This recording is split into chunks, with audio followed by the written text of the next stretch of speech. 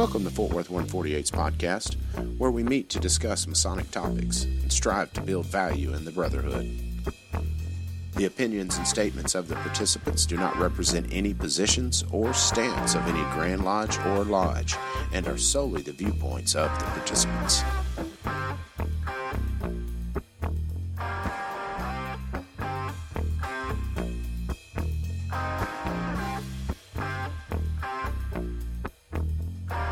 Welcome back to the podcast, brothers. This is Rhit Moore, past master and current secretary of Fort Worth 148.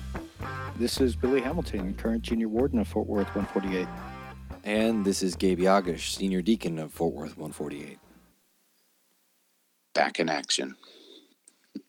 We're sorry about the skipped episode from what would have been this month's first episode, but all y'all know life gets in the way, and we have to recognize that and be human about it. Yep. We did get some positive feedback, though, about the small recording that Rhit did. Yeah, quite a bit. Yeah, that was something that we'll have to consider incorporating somehow, maybe. Yeah, I ended up downloading it because it goes to my phone automatically, and I listened to it. And I went, "Oh yes, I actually really like this." So. No, it is nice, little quick hit, and maybe that's something we'll get incorporated in season 3, which is another good point. We've got this one, and then another one coming out the first week of December, and then we're off until like mid-January. Right. Yep. So go dark. Be ready for that, listeners. So, season 3, Fort Worth Lodge podcast hosts get lazier. Well, we're too smart. I mean, with the holidays, there's just no way. I mean, I've got kids. Billy's got kids. You're getting married. Yep. Nope. No, thank you. Yeah, that and I'm playing host to my parents. But so yeah, that's family time. Let's launch into this. This episode we're going to dispense with the brother secretary. I have a motion to dispense with discussion questions because these are all discussion questions. Yeah, so we're gonna do kind of a round table format, and the title of this episode is "If I Were Grandmaster ... Again, we would like to emphasize that this podcast is not the opinions, statements, positions, or standings of any lodge, Grand Lodge, or Masonic institution other than the three of us jacking around in virtual space. Yeah. So, I know we do that warning at the beginning of the episode, but it bears reiterating. Because this is all prompted from the Grand South Forum. They asked some pretty intriguing questions. Whether they were suited or not for that forum, I don't know. But, those questions could have gotten a little deeper. So I think we can discuss them on here and have some fun with them. Yeah. And kind of one of the other disclaimers that we're going to throw on here is we understand that not every question here is kind of the ballpark of what a grandmaster would do. But as a sitting or past grandmaster, or even just as a grand officer, if you introduce legislation for the Grand West to vote on, you have some influence because you're a grand officer. That's just kind of how that works. So this is either decisions you would make as the Grand Master of your own Grand Lodge, theoretically one modeled after the Grand Lodge of Texas, or as somebody with that level of influence who is introducing stuff for the Grand West to vote on. So, yeah, and they don't always pass. I've seen quite a few voted down. Yep, including one where there was a lot of booing at Grand Lodge. So, you just never know. The Grand West, they're persnickety.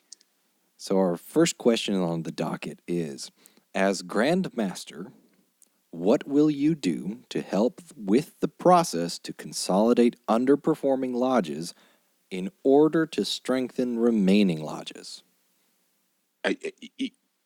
This question at the forum got a little off in that they kept saying that we don't want to force lodges to consolidate. And I don't think that was what the intention of the question. Because if you look at the process of consolidating lodges, it's pretty tough when it comes to merging. I say tough. There's a lot of steps to it, and it can get very confusing.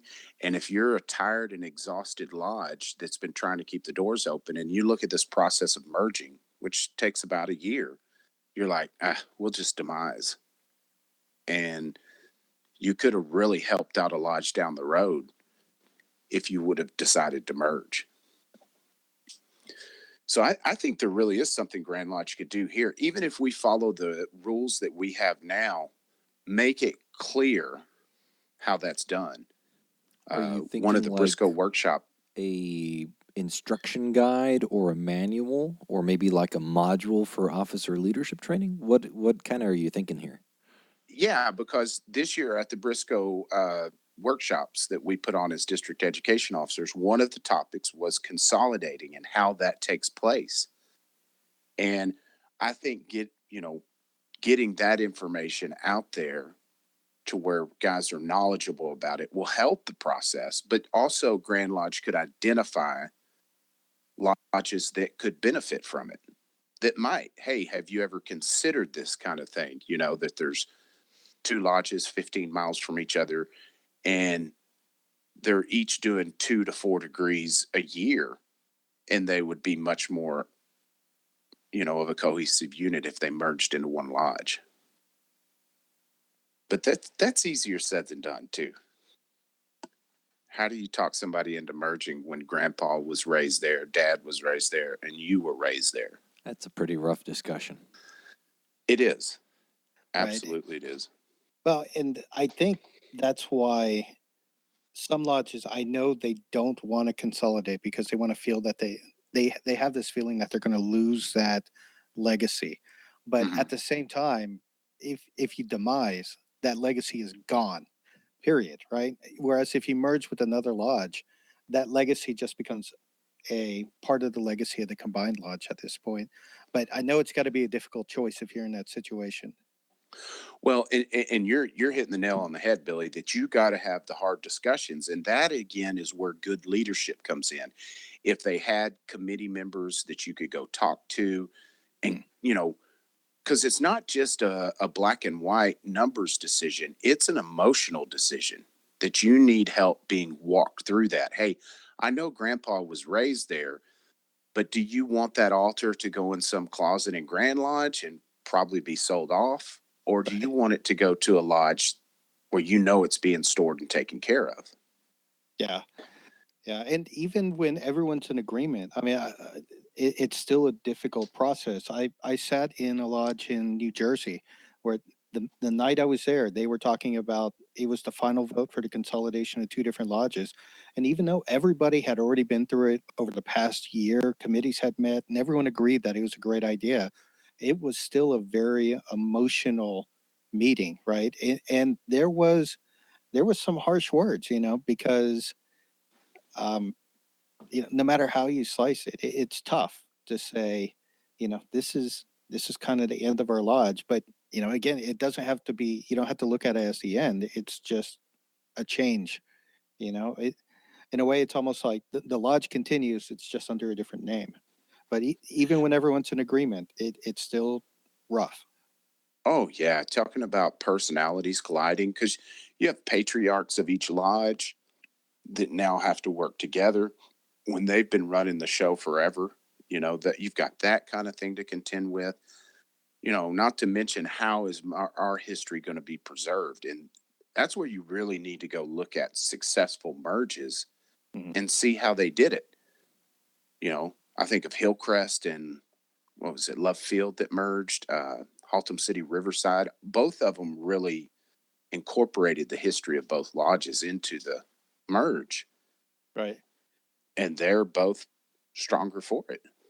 Well, and I think that's the key. You don't need to look at it as, hey, you're becoming part of our lodge. It's like, no, now we are a joint presence with, you know, uh, you see it with companies all the time too. We're not acquiring you, we're sharing in your history. Yeah.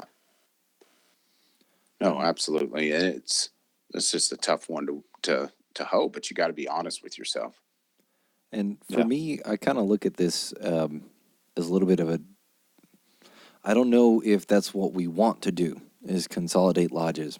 I'm kind of, okay, either we have to be stricter with lodges and say, hey, if you do not meet these criteria, you have to consolidate with somebody else, right? We either need to go stricter and push harder than we currently are for lodges to consolidate.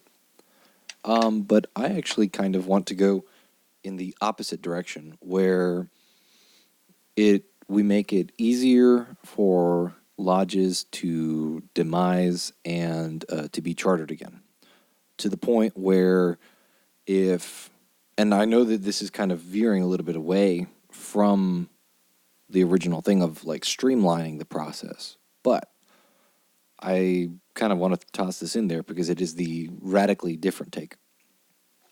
If you said, hey, we want a charter or for 6 months, right?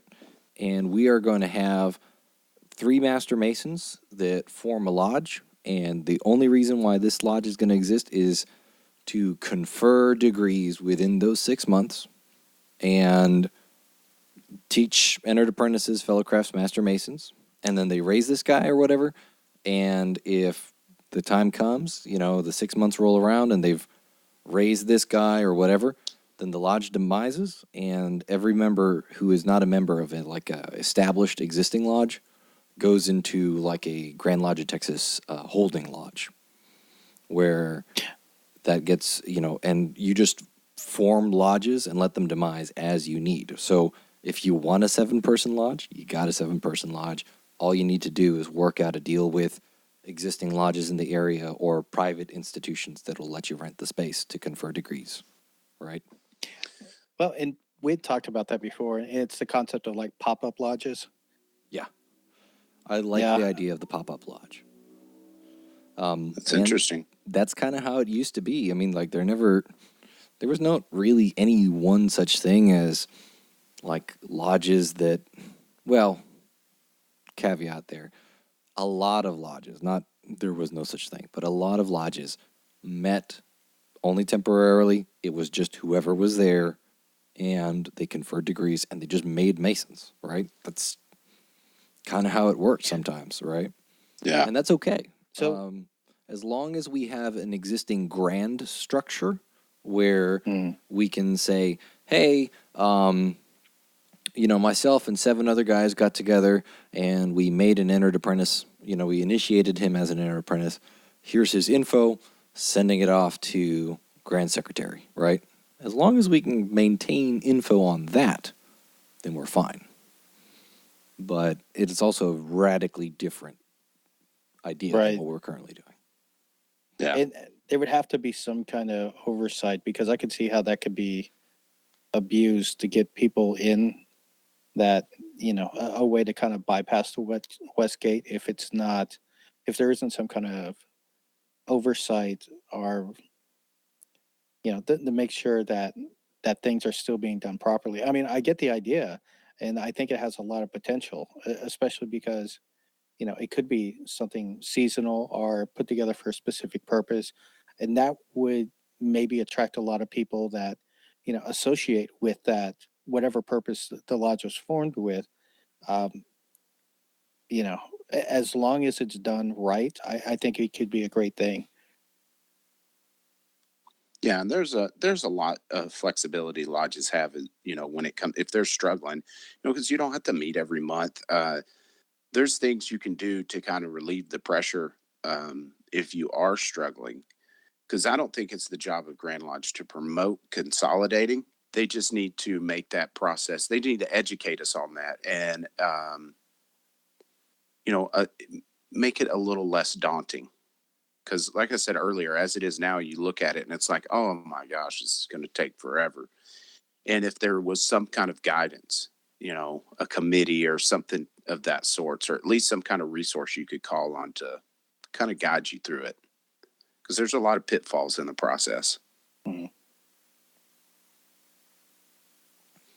Yeah, as is, it's intimidating and stressful and makes the whole process worse. But we can make it easier. Yeah, I mean the conversation's hard enough. No, I was just going to say, I remember going through the Grand Lodge law book at that point. It's like these items go to the lodge you're merging with. These items have to go to the Grand Secretary, and there is a very specific delineation of what goes where. Yeah, I mean everybody has to be notified. I Right. can't remember if it's a 2/3 or majority vote. Majority vote. I think it's 2/3, or it may have been unanimous. I don't remember. That's the thing. You got to look through the law book because it is complicated, Right. but totally doable. And a lot of success stories out there. I mean, it's something that a lodge, if you're struggling and there's a lodge right down the road, you should at least talk about it. If it's going to fit, and then Right. you know whether it's an option or not. Well, and you should also talk about it from the framework of does it make sense as opposed to, I know sometimes those conversations get derailed because of egos, but I mean, and it's hard to keep ego out of it sometimes, right? Especially if you're Yeah, like, I'm a past master of this lodge and I don't want to give that up, but um, you're trying to you think you're trying to preserve that legacy, but it's really no, I don't want to give up.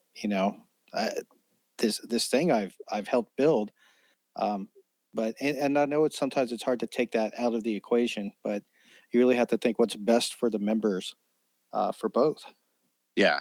And there is a caveat to that. When it comes to talking about merging, you can't go talk to the other lodge about it without, because there's a process you have to follow before that happens. You can talk to the officers about it, and you guys can, put pencil to paper and figure out if the numbers all add up from what you know. But you can't go talk to other lodges until you have the approval of the lodge. Yeah. So don't do that. All right. So our next question is, will we work as a craft to create a standardized version of a chamber of reflection so that we can bring that back to Texas? So, kind of minor note there. Bring that back to Texas is kind of a phrasing. Texas did Right. not have that. Well, I think that's an argued point. That some claim that it's had been here in the past. I've never looked into it, so I can't speak from any point of Yeah. reference, but I've heard claims on both sides. So, Irregardless, I get the point. yeah, basically, like the way I stand on that in terms of like bringing it back is that Texas uses the Texas variant of the Preston-Webb ritual work, which was written by brothers Preston and Webb. And Right. our lots of our ritual comes from the jurisdiction of Tennessee. Tennessee doesn't use a chamber of reflection, and the Preston-Webb work in general does not use a chamber of reflection. We do not have a basis for the chamber of reflection other than a prep room, right? A chamber of reflection in Texas work would be an innovation. However, innovations aren't necessarily bad things. And that's maybe a more contentious statement, but that's how I'm going to lead off with that. But what would so what would y'all say after my little soapbox here? What would we do to work together to make a standard chamber of reflection? What are the steps we need to take? What do we put in it? What do we use it for? Because I go back and forth, but I'm really at the point now. I stand that would be very far down my priority list. Um, I would just rather see those rooms cleaned up and not look like a storage room. Yeah. Because here's my thing is that a lot of lodges struggle to put on proper degrees, I guess to put it nicely. Mhm. And then you add the chamber of reflection, and if that's done improperly, it starts adding a lot of variables in it. There's so many leaks in the ship right now that we need to plug. You know, the chamber of reflection is just so far down the road for me right now. Right. Well, But if it was something we brought back, I don't know that I'd necessarily want to do the traditional chamber of reflection. You know, I would like to see us do something more unique, specific for us and the craft degrees. Yeah, the traditional chamber of reflection is something that doesn't exist in our jurisdiction, right? That is very much a Scottish Rite influenced sort of thing. It's very much a French Rite sort of deal. And that's not a bad thing, but I feel like it's also important to make sure that we're using things that are consistent with the work that we do, right? Like, I'm not going to start using Scottish Rite signs in, York Rite Blue Lodge, right? I'm not going to start calling somebody a worshipful brother here in Texas when we don't use that title for past masters, right? That a past master is just a past master, but we don't. Yeah. We don't call that. We don't call them that. I'm not going to start changing stuff, but I would be fine with using a prep room that is functionally well done. And I had a conversation with somebody, and I said, hey, what would be a good way to set up a prep room? And this is what he said, right? This is by Brother Jason Mitchell out of Utah. And these are his words. The prep room is ritual space. It is not a closet. It is not storage. It is not a utility room. It is just as sacred as the lodge room proper, the altar, and the VSL itself. Clean out your prep room and make it a sacred ritual space. The prep room experience is part of the ritual. It should be one candidate at a time, never exceed one candidate. It is not a locker room. The candidate should feel mildly unwelcome, and the officers present need to be coldly professional and oppressively silent. There are no smiles in the prep room. There is no joviality in the prep room. Before the candidate knocks on the door, he needs at least one heartbeat of hesitation and fear. He needs to look at the exit and make the choice to stay. The prep room should be dark or dimly lit. One light bulb, roughly 20 watt with a color temperature of 2700 K, or LED or fluorescent equivalent is enough. Bright bulbs, white bulbs, or colors are to be avoided. Candles are another matter, but most temples won't cover the insurance for open flame. Paint the town red. The prep room walls should be neither white nor black, but a neutral earth tone. With the proper illumination, the proper effect is achieved. Black and white walls ruin the effect. Neutral colors. Always use neutral colors in ritual environments. They just work better with illumination and colors, especially in low light conditions. Only ever include symbols directly in reference to your Grand Lodge's work, lecture, or monitors. The idea is to foreshadow things to come. Know the work. It should go without saying that the prep room is the first ritual experience of the candidate. If you have to read the work, you've already lost him. So that's kind of his thing. And I asked him, hey, if this is done well, would you describe this as a web-friendly chamber of reflection, right? And he said, no, I would describe this as a French-friendly prep room because it's not that we're bringing the chamber of it's not that we're bringing the chamber of reflection and turning it into web work. It is that we are taking web work and bringing it to the pinnacle of what it can be, right? If you want to put items in there for somebody to meditate on while they get prepped, right? Like, put in the working tools for the degree. Put in a checkerboard, right? Kind of like you have the checkered pavement. Put in a checkerboard, tape it to the wall. Have a circumpunct painted on the wall. Use a different room for entered apprentices, fellow craft, and master masons. Have a skull if you want to for the appropriate degree, right? Have emblems of the Fellowcraft's degree in the Fellowcraft room, that kind of thing.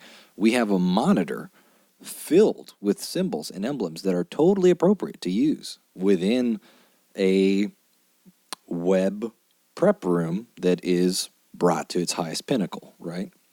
So I think kind of we get lost in the sauce, so to speak, because we go, oh man, the Chamber of Reflection, it's beautiful, it's French, it's got skulls, it's got a rooster, it's got vitriol and alchemical symbolism, and that's fine.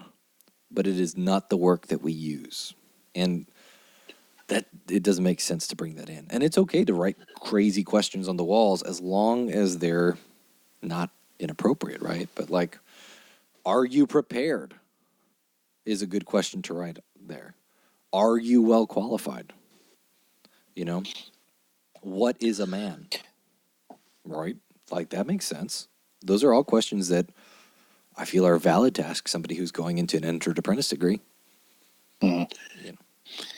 So Yeah. Go ahead, Billy. yeah, so I mean, I could kind of understand why they were, I guess, you know, forbidden at a point, because you do want to have it. If you're going to include something that is that powerful of an experience, you do want to make sure that it is standardized in a way, right? That every lodge can do it appropriately, because something like that, if you mess it up, it's like, you know, I think it'd be worse than not doing it at all. You know, I've been through there's a small version of that, you know, without all the symbolism and everything, but with the questions in Scottish Rite, when you go through the degrees there. And in Knight Templar, though, there's very much, you know, the Chamber of Reflection is there, and it's very powerful when it's done right. Um, you know, so if you're looking for that experience, you can still find it in the appendant bodies. For Blue Lodge, I think it would be excellent if it was well done. I would hate to see it not be well done, though. Yeah, see, that's my thing. And also, you know, when you really get down to it, this craft is about self-discovery. And while going into an ante room or a prep room and seeing symbols that you could contemplate on would be, you know, it'd be unique. I would prefer this guy to be put in a room with his own thoughts, at most a mirror, you know, and just let him sit. There's no there's no law against that. I mean, because there is specific ways we go through the degree, and part of it is the prep, Right. because it's explained in the monitor how they do, and that's how they said chamber reflections are not allowed. But it doesn't say he can't sit in there for 15, 20 minutes with it alone with his thoughts. Let him stew a bit, try to figure out, you know, what the heck is about to go on. Yeah. Absolutely. And when it comes to questions like you're talking about, Gabe, I think it's a great idea before he ever gets to that prep room, when you're down there, you know, maybe have something that he looks at, a list of those kind of questions, to where he might be thinking about those in there. There's things you can do leading up to the degree and that process to really get him ready for that prep room and beyond, because we only get to do that EA once. Yeah. And we get in there and we could put some symbol, and I hate to say this, you know, might offend somebody, or, you know, not that that's the wrong word to use, offend. It would just pollute their journey. Yeah. You know, and a skull in particular, because as much as most people like it, there may be somebody that sits down and sees that and immediately has a thought in their head that takes them to the wrong place. Right. But if we left them alone with their thoughts, to me, that's the scariest thing there is. Yeah. You know, maybe above the door of the prep room, you put that old saying, you know thyself. And Yeah. here you go. Yeah. And I did ask, you know, in regards to standardization, in jurisdictions where there has been no standardization of the chamber of reflection and where it is permitted, you know, somebody said, unfortunately, too many go full trick or treat with it because it's spooky, you know. And I said, well, Yep. you know, how bad are we? And my question was, how bad are we talking here? When you say trick or treat, I'm thinking cardboard Frankenstein and wailing sound effects in the background. Oh, cobwebs, yeah. And the Cotton cobwebs. The same brother, Jason, who wrote that piece about the prep room, said, these are some of the things that lodges have done that have been used in their prep or their quote-unquote chambers of reflection. Candidates were made to kneel and pray at an idol of Abraxas, right, which is a Gnostic figure. Candidates were hoodwinked, literally thrown into a van and taken to the temple, like as in at their house they were head-bagged and thrown into a van. That's kind of cool. Yes, but also really dumb. Police, in those incidents, sometimes police were called because somebody forcibly abducted somebody else or were taken from their house in a blindfold. There's candidates that were made to reject their faith. Halloween sound effects, that was on the list. Fireworks and pyrotechnics, not flash paper, but like full-blown Wizard of Oz crap. It's too many examples of why it's not a good idea. Yeah, and then there was other stuff like berating the candidate for getting answers wrong in the philosophical will, cheap plastic skulls, food. That's the worst one yet. Yeah, wine and bread that were given to the candidate that weren't in line with state food handling requirements. And the most terrifying one that I see on that list is the use of mercury and other heavy metals for human consumption. Oh, no. Yeah, because alchemy, right? So here I was thinking, doing it campy would be terrible, but doing it in a dangerous fashion, that's a lawsuit. Yeah, and I mean, it can get people killed, right? Like in New York, there was this thing called the Fellowcraft Club, and it was where was this? It was a terrible idea. It was a terrible idea, but it was a place called Southside Masonic Lodge, and it's not Southside, Texas, but it was a club that they had. They called it the Fellowcraft Club, and the initiation involved a basement that was littered with rat traps, tin cans, a 9-foot-tall guillotine, a setup that was designed to mimic a walking a plank, and the finale of the initiation would be for the new member to sit in a chair while an older member of the club stood 20 feet away and fired a handgun at the candidate loaded with blanks, right? And so there was an incident where the guy had 2 guns on his person, one in his left pocket and one in his right pocket. That's genius. The one in his left pocket was the .22 handgun with blanks. And then the one in his right pocket was a .32 caliber handgun with live rounds in his right pocket. He reached into the wrong pocket and shot the guy in the face and killed him instantly, right? And this was like an initiation for a side club that they had, right? Yeah.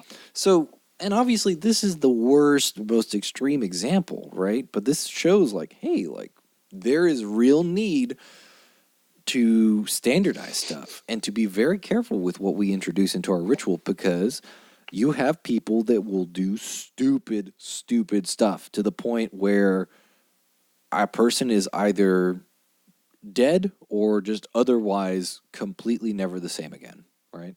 Yeah, I mean, look at what we still kid about the joke. I mean, the goat. If we had a chamber of reflection, people would turn that into a haunted house kind of thing, and no. Yeah. So people, when you have a good idea, someone is always going to take it too far. Yep. So after that conversation, for sure, it would not be on my priority list to be putting those into action. And mine would be on the priority list, but only as like a very, a well done Preston-Webb prep room, And in an ideal world, I'm with you, but we're supposed to be teaching all the questions and answers, and that doesn't happen in a lot of lodges. Yep. The opening and closing is supposed to be done a certain way. So to regulate that would be a nightmare. Yeah. Yeah. So let's move on. Let's do. Will you support letting brothers assist each other in practice of temperance by allowing alcohol in the safety of the lodge building, which is a very strange, soft-handed way to say, hey, can we let us drink in the lodge or lodge building, not in the lodge? Mm-hmm. What do we do, guys? Is that something that we support? Is that something we don't support? Is there something we support with caveats? What do? Well, I mean, that is one of those things that the Grand Master has no say over. But if I were, and I could influence it, I would love to see that happen. Of course, I know there's more to it than just flipping the switch and, all right, everybody bring a 12-pack in and let's have beers after lodge. There would have to be some kind of protocol. Here's what our intentions are. But that's going to be a self-regulating thing. And I'm very confident that as Masons, that is something that we would regulate. That's a tad different than taking the chamber of reflection too far. If you see a brother's too drunk, you're going to make sure he gets home safe that night, A. And B, there's going to be some kind of repercussions for that. Because everybody there as an adult doesn't want to be responsible for a drunk. And if it becomes a problem, that's an issue I really feel like a lodge would handle, because they realize the liability they're putting themselves at if they facilitate somebody coming up there and getting drunk, because that's not the point. Beer and alcohol has been a part of civilizations forever. It's just a part of it. And to deny that, it just seems so counterintuitive to me. Because I've drank with my brothers a whole lot, and only a handful of times when my bed was right upstairs did I get a little tipsy. Nobody ever got drooling drunk that I've ever drank with as a Mason.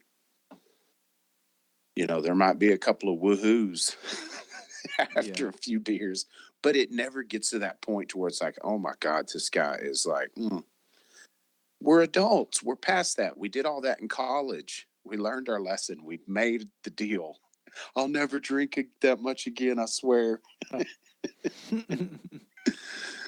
I can remember the fence post well. I made that covenant with God. Yeah, and I mean, I feel like most people are pretty good about it. And I mean, that is the junior warden's job, right? If we're not watching out for each other, then the junior warden is the person who is responsible for, making sure people stay in line, and if need be, calling a cab, right? That's how it works. And my thing is that he's the person that puts the systems in place to make sure things don't happen. We're all responsible for each other. Yeah.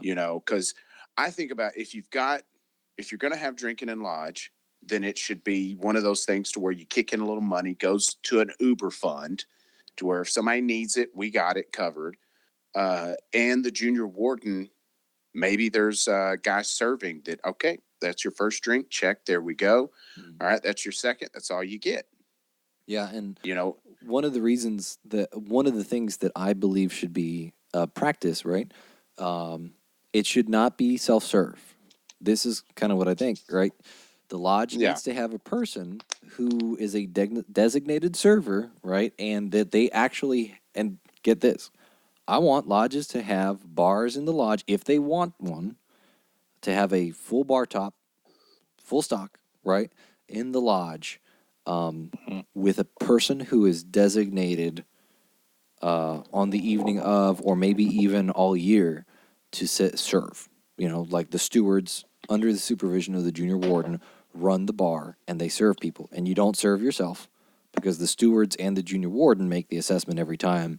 Hey, has this guy had too much? And hey, either you chip into the kitty for drinks or whatever, or your dues cover a year's worth of drinking. I don't know. But either way, I believe that it should be a members only bar in the lodge. Yeah. I mean, we're responsible adults. And if it's going to be a problem, you don't have to do it, or you put systems in place to where it won't be a problem. Right. And I think one of the things, too, that I believe should go with this is strong punishment for alcohol-related offenses. If we're going to say, hey, you can drink in the lodge building, and you can even have a bar in the building or whatever, right? If you ever get a DUI or DWI, suspended or expelled, I don't know, but, you get serious punishment if you get a DUI or DWI. If you get caught selling alcohol to minors or providing, or doing something like that where you're doing illegal distribution of alcohol, expelled, right? Like, you need to be the pinnacle of responsibility if that's something that you want to engage in terms of your Masonic behavior, right? So I feel like with this, we also have to accept even higher levels of standards. And let me tell you, my philosophy as a dad has always been to treat my kids like they're older than they actually are. Like I never did the baby talk. And even now, I talk to my son, yes, sir, no, sir. All those kind of things. I treat him the way I want to be treated, kind of thing. And I treat him like an adult. He acts more like an adult than most kids his age. And it's the same concept. We should be treated as we are responsible enough for this. And I believe we are. We're there. And if it is really going to be that big of an issue, we got major problems. If we've initiated a class full of members that can't handle their booze, we got some issues. And I don't feel that's the case. I've been too many places and had a beverage or two with too many brothers. I agree. Yeah, and the whole thing about alcohol and lodge, it goes back to our cardinal virtues, right? Temperance. If we have learned that lesson appropriately, it should not be an issue. And if it becomes an issue, then of course we need to deal with it accordingly. But if we really have become the better men we are supposed to be through Masonry, then it shouldn't be an issue. No, shouldn't. And if it is, just like you said, we belly up to the bar and take care of it. We don't call Grand Lodge to take care of our problems. We be men and we take care of our problems. Right. Okay. So what we got next, Gabe? Should the Grand Lodge have a more proactive approach to technology, social media, and the like? I mean, They're yes. asking us that. Yes, absolutely. Yes. All right, moving on. Do you support multi-year concurrent terms for the Grand Master and Grand Secretary? Do you support that was multi-year a silly concurrent question. terms for the Grand Master and Grand Secretary? What do you guys think? No, maybe I do get that more. Maybe they're saying the Grand Secretary has more power because he has concurrent, and the Grand Master has less power because he does not have concurrent terms. Because that is the case in a lot of, especially in the lodge level. That secretary becomes the go-to guy. So maybe I do understand that a little bit more now, but no, I don't. I like the fact that I'm fine with the way it is what I'm saying. Yeah. The Grand Secretary needs multiple years to figure that job out and to put his spin on the job. Because it takes a year to figure it out. But the Grand Master, I think as it is now, he's taken on too much of the responsibilities of the Grand Lodge of Texas, and that needs to be pushed back out to our committees.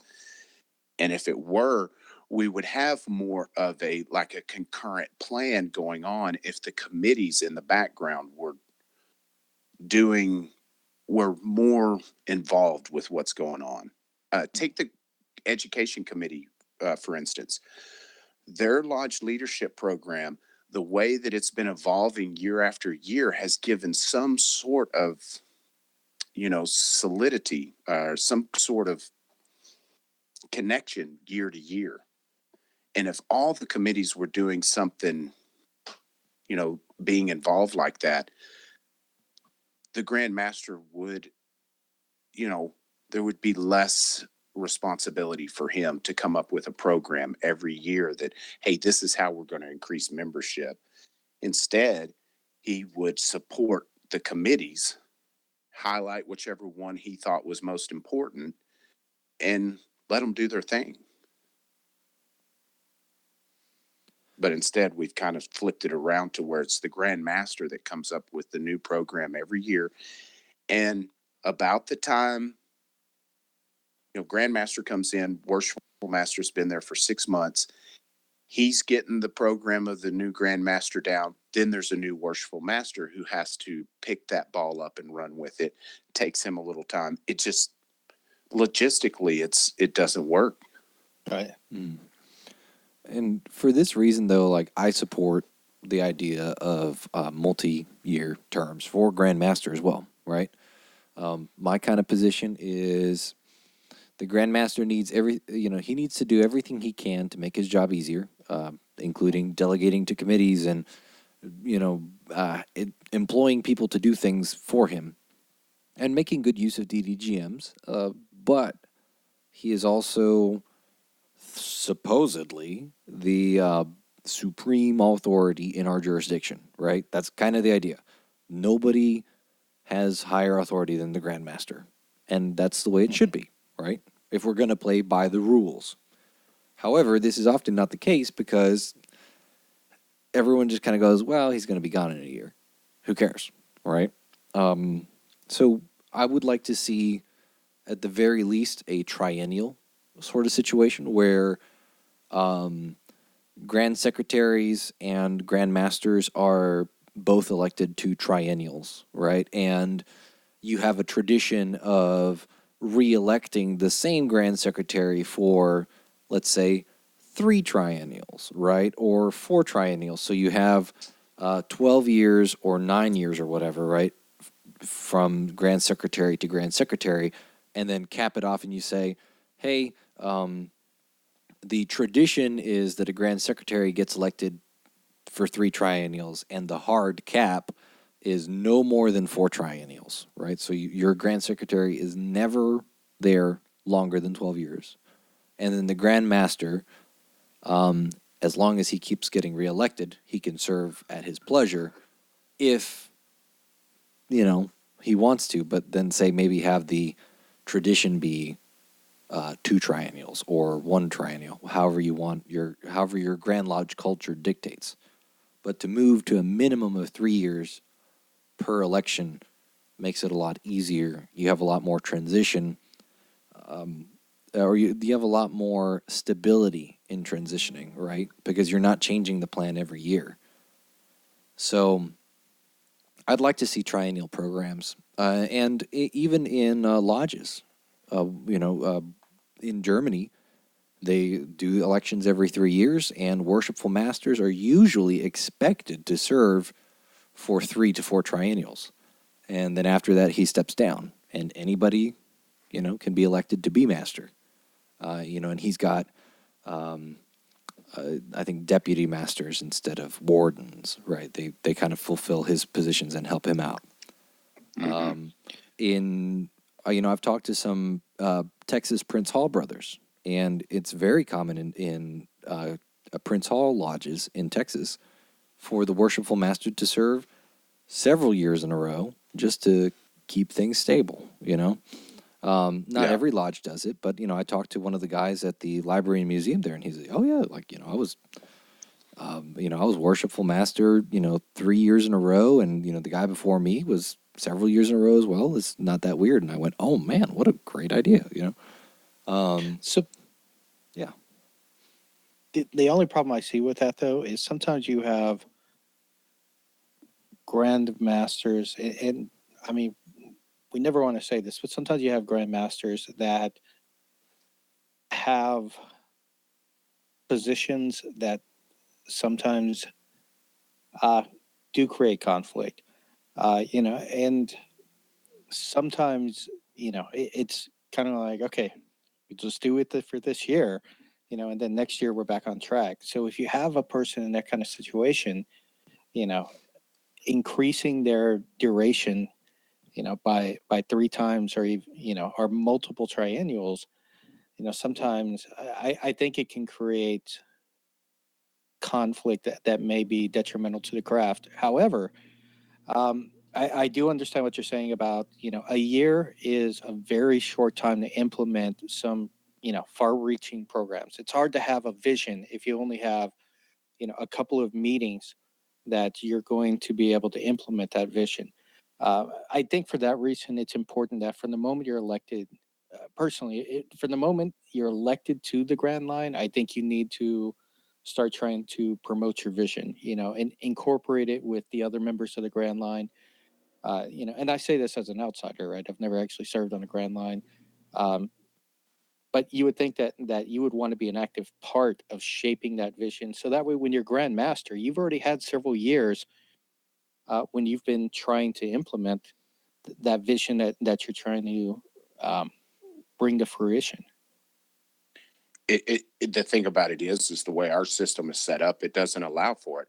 I mean, why, if you do year to year, and I don't even know where that tradition got started, because I don't think it ever was that way in the past when Masonry was originally starting in the old country.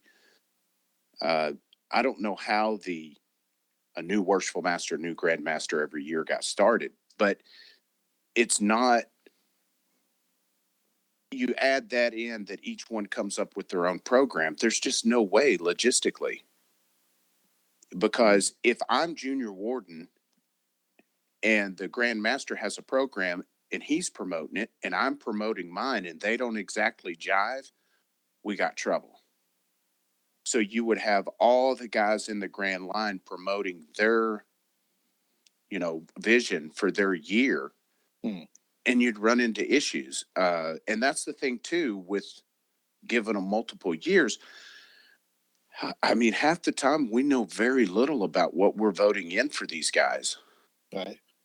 So it's a pickle. And that's why there is committees the way that it is. Because in my mind, the Grand Master works just like a worshipful master.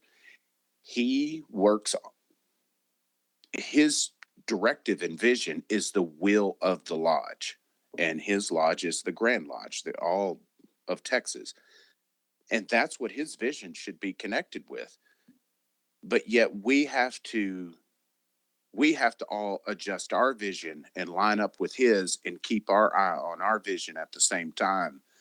And that hasn't been happening very well. We've been going cross-eyed trying to keep up with all this, because if you get it, I know in the lodge setting, if you get a new worshipful master every year that says, this is my year and this is what we're going to do my year, your lodge will not be successful. I've seen it too many times. There's got to be a nucleus that worshipful master works on, and it's the will of the lodge. And I don't understand how we think it's going to work on that macro level if it's not working on the macro level. That's why I'm a big proponent of pushing it back to committees, because they're there for 7 years. Most of them are anyway. Right. And in that case, you say, hey, periods. the committee is the one that makes decisions that have been, maybe selected in a not Republican as in the as in the political party, but Republican as in the format, political format. It's a Republican sort of thing, and then the Grand Master makes decisions kind of at the very top level, right? So like, the committees are handling. You want to have two different scopes, right? The Grand Master says, "Hey, he doesn't get to do the 10,000 foot directive, right? The 10,000 foot directive has to be set by people that are going to be there for 7 years, right? 5 years, 7 years, whatever, right? And then he handles the 1 foot view, right? Where somebody says, hey, like, I want to do this as part of this committee's 5-year plan, 7-year plan, whatever. And then he comes in and they say, can we do this? And he goes, based off of my knowledge of Masonry and my opinion as Grandmaster, I say, no, that is not acceptable, right? Or there you he go. comes in and says, yes, that is acceptable. Go for it, right? And each Grandmaster, succeeding year after succeeding year, makes the 1 foot level decisions that help build up the 10,000 foot plan. But again, the way that I feel about that, though, is that again takes ultimate authority away from the Grandmaster, right? Because if we're playing by the rules, he's the guy. Yeah, and here's the thing is that he's going to have the authority, obviously, to silence them at any time and do his thing. But it would behoove somebody to be elected as junior warden to get in on these committees and giving his input and influencing the direction of these committees. And that would be the beautiful thing about having a diverse grand line going through every year is these committees would get fresh ideas all the time coming in and new ways to look at things, but yet they would still be the baseline on what they knew worked. Because you get grandmasters in that, I mean, let's do away with the questions and answers. And there's been so many jurisdictions that's done that. We know it doesn't work, but there's no baseline to check them and say, look, that doesn't work. Here's where we got to, and that's where the committee thing would come in. Could there be flaws? Absolutely. Would it pull some authority away from him? It would, in a sense, that we wouldn't look to him for our vision each year with a new vision. We would have some kind of unification there. Why else are those committees there? I mean, the biggest committee right now, if our focus is all on membership, should be the membership committee. And if the Grandmaster wants to make that his focus, he pumps more money into it and more resources to make membership a priority and not try to do something himself. Trust in his brothers. It seems like it would work in my mind. I don't know. No, that makes sense. I don't necessarily like the way that would work, but I also see that would probably work, right? Yeah. And when it comes to them serving multiple years, there would just have to be a total culture change, because the progressive line would have to go out the window. Just because you're Grand Junior Warden doesn't mean you're going to go up. True. But that is kind of how we've been. That's one of the biggest things that we advocate, though, on this podcast, though, is that the progressive line is not the end all be all, right? So that kind of makes sense. And, I think it'd be fine to have people say, hey, yeah, I am a past senior, grand senior warden. I'm a past grand senior warden. Oh, like, did you not go on? No, in my grand jurisdiction, it is not seen as a necessity. I served as a grand senior warden and I did it well, right? Like, it would need a lot of humility from folks, right? Because it's very much giving up the idea of every power player can be a grandmaster, right? Because that's kind of that's kind of our attitude right now is every power player in Masonry can be a grandmaster, right? Mm-hmm. That should not be true. It should just be say, hey, the people who need to be grandmaster during this period of time need to be the grandmaster during this period of time, regardless of how many times they get elected or how long they've served or whatever. If we find somebody that should be grandmaster more than that other person, then so be it. If the sitting grandmaster needs to be grandmaster more than than a challenger does, absolutely, also fine. Yeah, but that would require a seismic shift in our culture. Yeah, it would. Yep. That would be a major transition. Possible, but tough. Yeah. Right. I mean, even at the lodge level, right? If, most people, they're like, well, I'm junior warden. I have this expectation that I'm going to be senior warden next, and if you flip that on its head, there's disharmony and disruption in the lodge, right? Even if it's deserved, which is why it's always dangerous to skip the progressive line, to skip spaces in it. But, even though there are times when it is absolutely warranted, but still, because it flies in the face of the culture that we've developed. And you also have to consider that if your lodge is going to be a political power in the Grand Lodge scheme of things, past masters get votes in our jurisdictions. That's not the same across all the country. But that is a very unique asset for a lodge, the number of active past masters they have. Because you get 3 votes as a lodge, and if you've got another 15, 17 past masters that go down and vote, the way your lodge needs to vote, that 20 votes is that's no chump number, especially with one that was decided by 1-2 votes last year. Yeah. Yep. Yeah. The bigger the number of past masters you have, the bigger the voice you have at Grand Lodge. That's exactly right. And that's why I say it would be a huge shift to say you're going to serve 3 years, because then your lodge starts losing political clout. So there's a lot, and that's a small, aspect of it, but there's a lot to that. Yeah, and I guess kind of the way I would look at that is that a good motivation to have lots of past masters, though? But it would also, I feel, require more protection from the Grand West, so to speak. There are some jurisdictions. Yeah. There are some jurisdictions where only the lodges have votes. Mm-hmm. There are some jurisdictions where past masters have an eighth of a vote each, right? So instead of that's crazy. Yeah, and actually, like, I'm not opposed to that necessarily, right? It's the active lodges, but there's nothing wrong necessarily with our system of voting for the way that we vote right now. So it works for the situation, I think. Yeah, I could talk about the advantage of that all day, because my cousins experienced Louisiana where only lodges vote, and the difference in here. And there is a lot of advantages to having past masters vote. Yeah, it kind of creates a little bit of stability. Yes, it does. But let's go ahead and jump on to the next question. Will you follow the success of numerous Grand Lodges in creating academic lodges?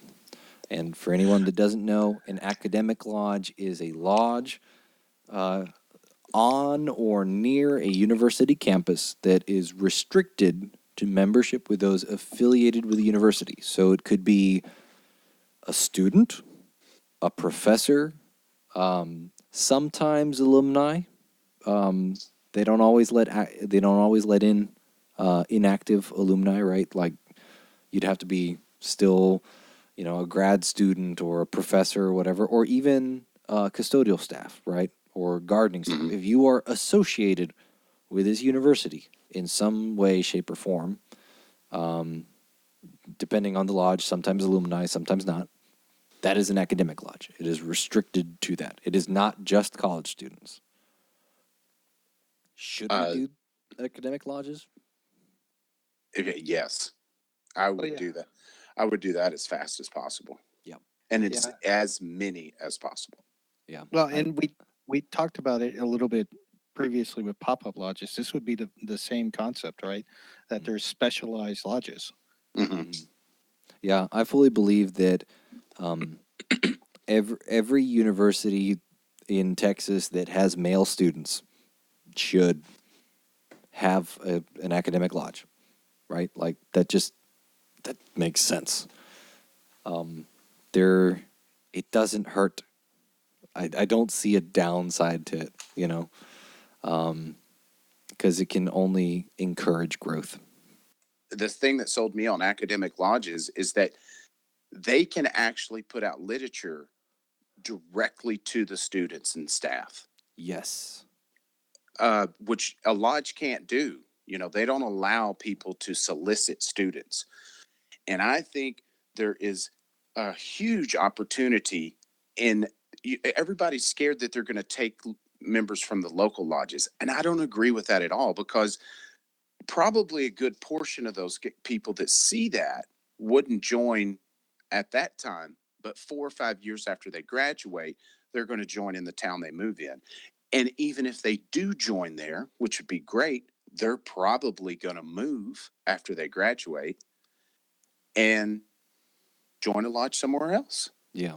You Now need they're to going to have be a member. a lodge that works for college students and college associates, right, for that purpose. It's a tailored experience. Well, and we're talking about, people don't know that we even exist anymore. What a better way to get our word out than every college student in the state of Texas. Yep. Or the mass majority anyways. Okay. So let's see. Let's tackle the next question here. Will you revive the customary standard of 1 black ball instead of 3?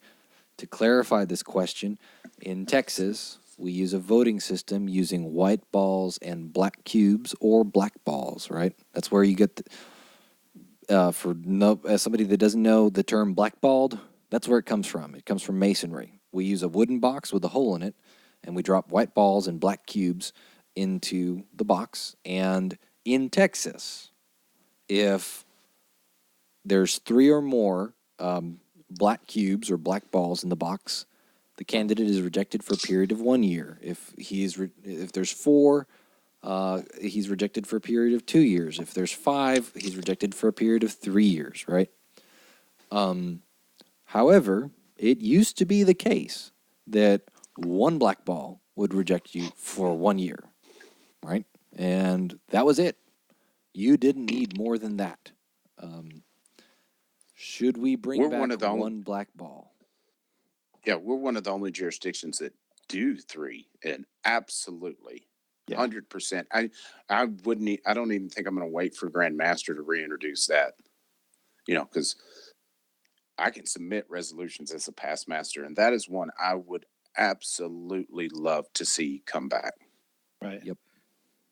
It's funny because I did the research, or pulled the numbers out of the Grand Lodge proceedings, and the number of candidates blackballed actually increased by a small portion, but it still increased after that was passed. And I think it was, now I'm going to be lying. I wanted to say 1992, but I don't remember the exact year. I'd have to look at my papers. But I do know that it increased after that, because that was a way to help membership. And it feels so icky when you really don't think this guy should be a member of the lodge, and you have good reason for this, and you have to figure out a way to get 2 more votes. Yeah. Well, that's just not right.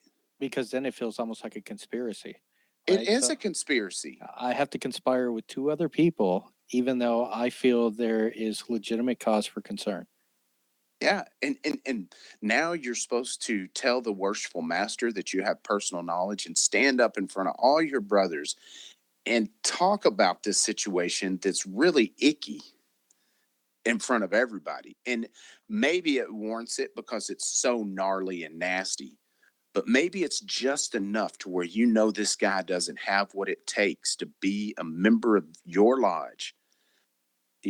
If for any reason he would disrupt peace and harmony, or just didn't have the gumption, and you didn't want him in there, it should be your right to exclude him.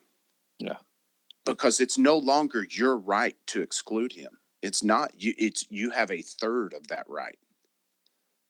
And that's to me, that I just do not understand how that ever passed. I know the story behind it, because apparently somebody believed nobody was worthy to be a Mason. They would blackball every candidate at a certain lodge or something. So I heard the story went. And so they passed this law. Well, and that kind of goes back to, lodges demising or merging. If you have someone who's doing that, the lodge is going to suffer because they're being uber draconian with their vote. But at the same time, there are times when I think it is absolutely warranted, right? Even if you have questions, it's like I don't think it's a bad thing to say, hey, let's take some time. Let's get to know you better, and so you can't be a candidate, but that doesn't mean the relationship is cut off. It just means we need to discover each other a little bit better.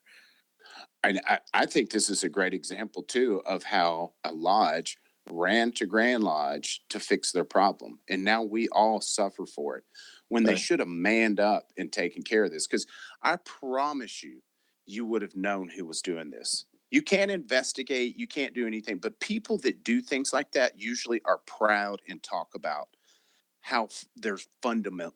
They're fundamentalists on this point, and nobody deserves to be a Mason. Right. Well, guess what? We don't want you here anymore. Right.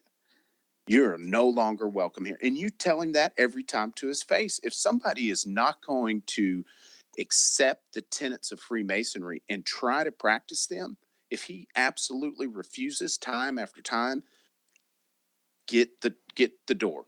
We don't want to see you no more.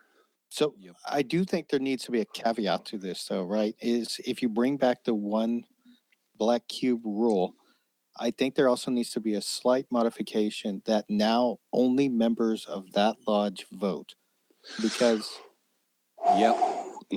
Go ahead. I agree. Let me listen up. Let me Yeah. hear you out. because it really does. If one black cube keeps someone out, then it needs to be just the voice of the lodge. It doesn't need to be the voice of visitors or anything like that. And if they have an issue, they need to bring it up with the worshipful master ahead of time and convey the information they have.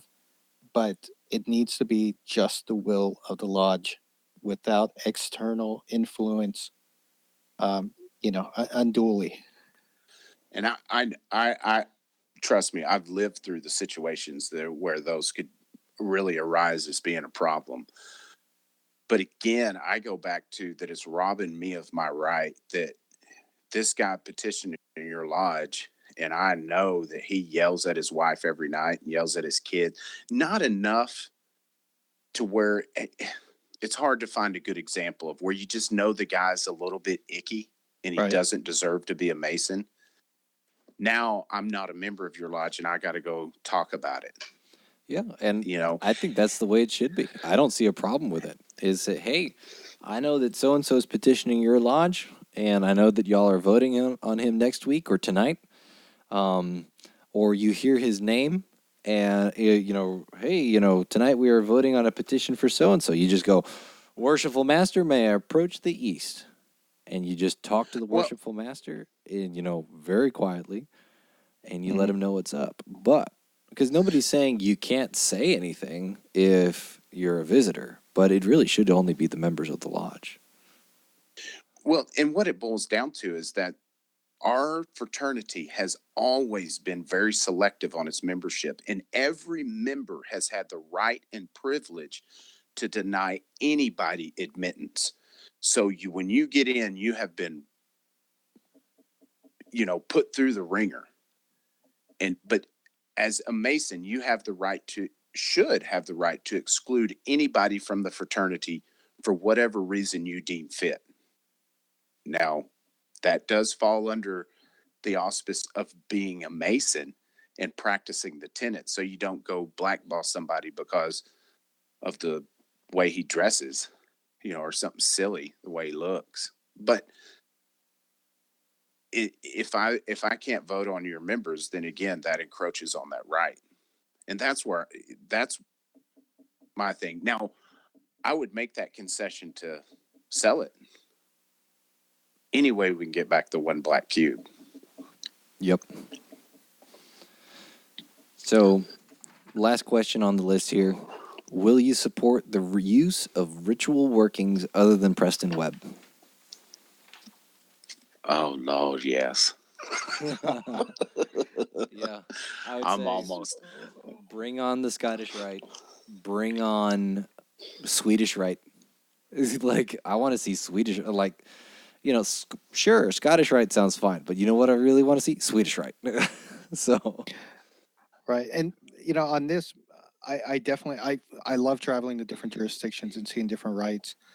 Um, I think maybe it'd be easier to sell it. Maybe it should be something that you are allowed to study and emulate a specific ritual. yeah. Texas ritual is Texas ritual, and that's the ritual we do, with the exception of those certain designated emulations of specific other rituals.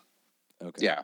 But The- if you want to there, have a mock candidate, and you say, hey, we're doing a degree tonight with a mock candidate, sure, why not, right?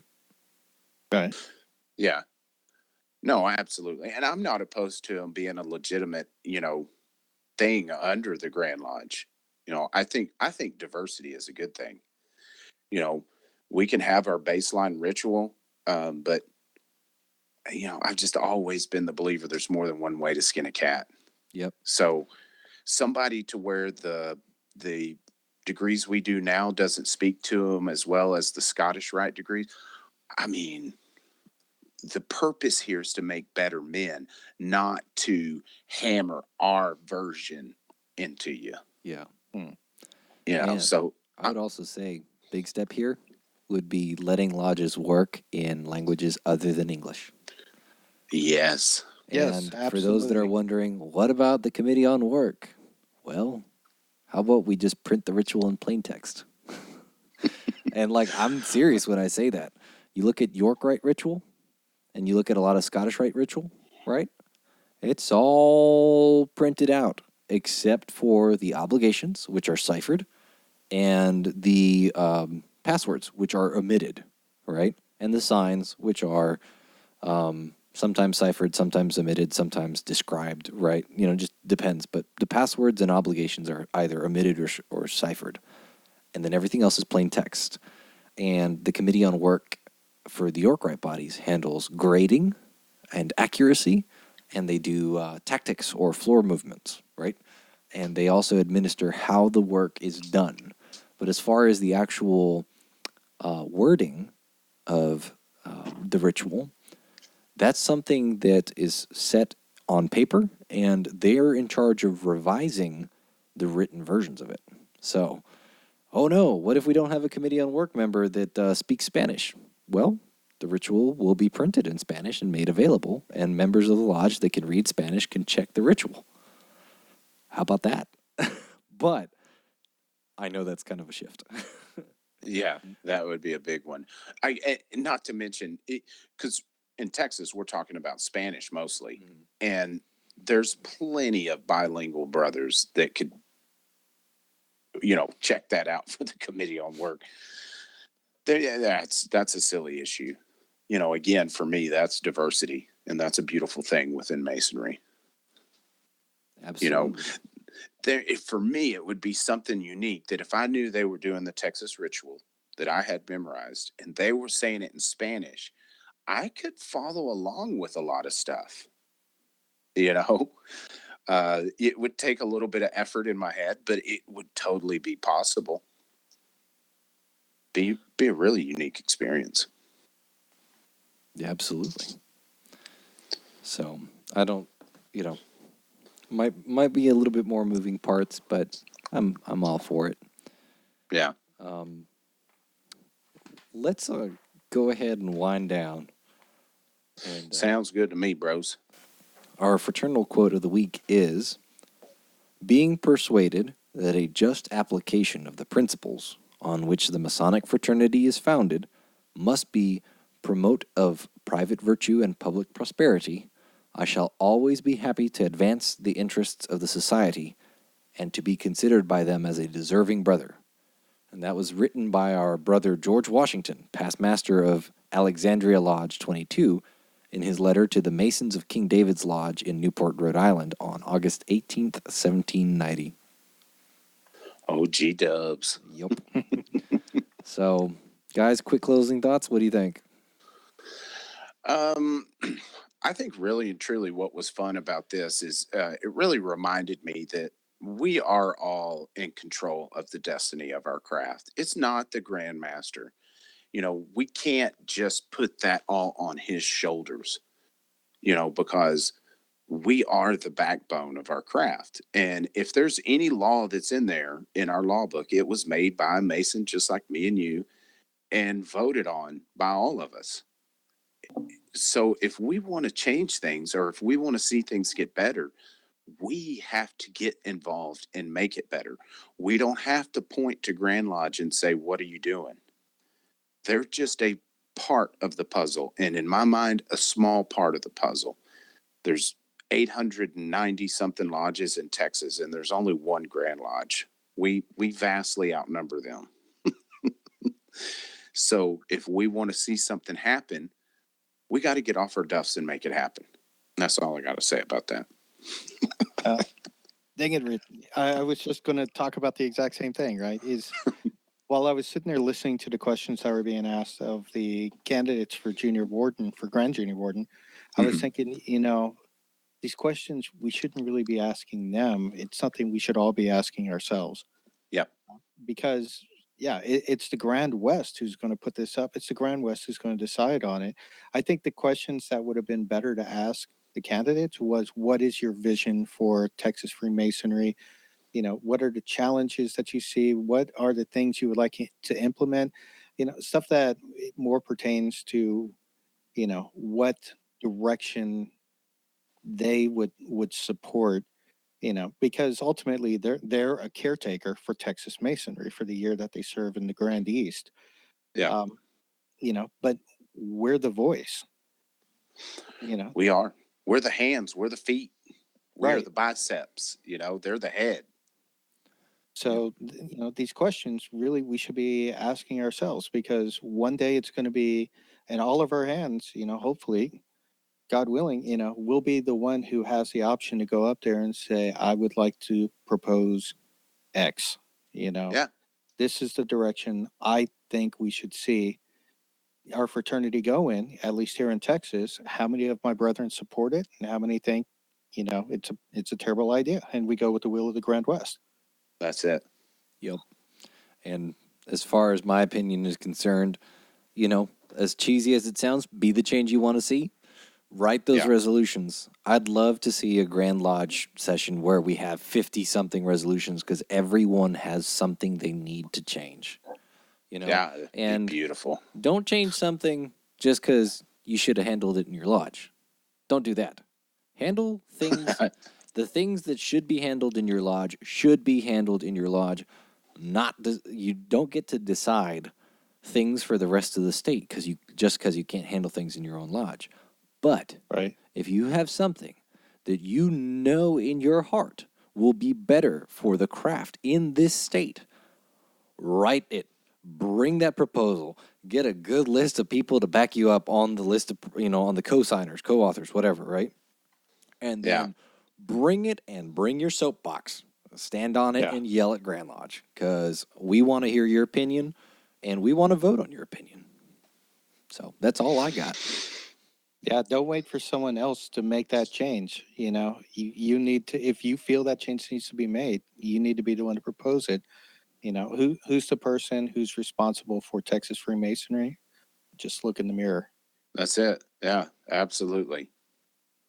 Whether you got the power to write those things or not, if you're thinking a certain way, somebody probably else is that can write that resolution.